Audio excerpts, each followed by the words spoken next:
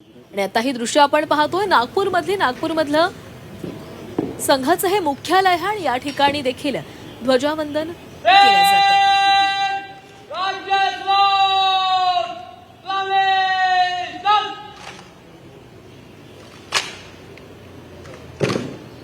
नागपूरमधील संघाच्या मुख्यालयामध्ये देखील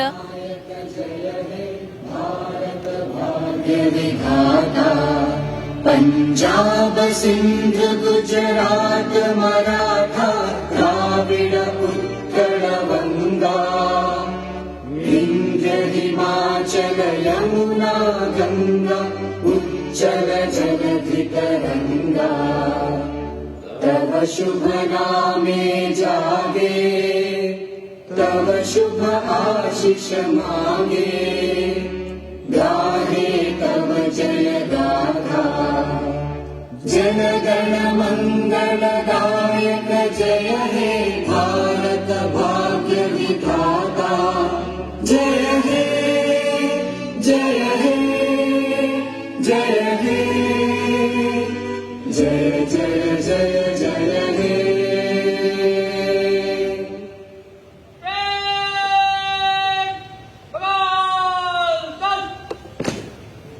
तर नागपूरमधील संघ मुख्यालयामध्ये देखील झेंडावंदन पार पडलेलं आहे। आज देशभरामध्ये प्रजासत्ताक दिनाचा उत्साह पाहायला मिळणारे विविध कार्यक्रमांचं आयोजन करण्यात आलेलं आहे। एका बाजूला आपण नागपूरमधले दृश्य तर दुसऱ्या बाजूला आपण मुंबईतील शिवाजी पार्क मधली ही दृश्य पाहतोय।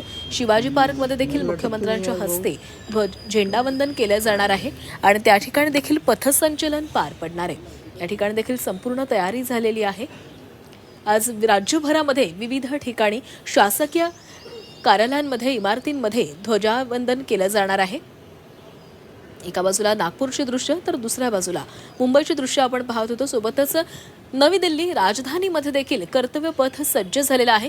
प्रजासत्ताक दिनानिमित्त कर्तव्य पथावर देखील आज पथसंचलन पार पडणार आहे। विविध प्रात्यक्षिकं दाखवली जाणार आहेत। सोबतच राज्यांचे चित्ररथ देखील आपल्याला प्रजासत्ताक दिनी पाहायला मिळणार आहे।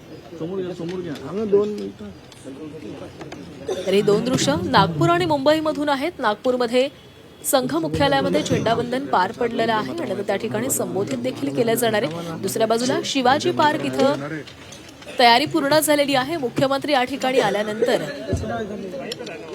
त्यांच्या हस्ते झेंडावंदन केलं जाईल आणि त्यानंतर त्या ठिकाणी पथसंचलन पार पडेल। हार्दिक शुभकामनाएं। आज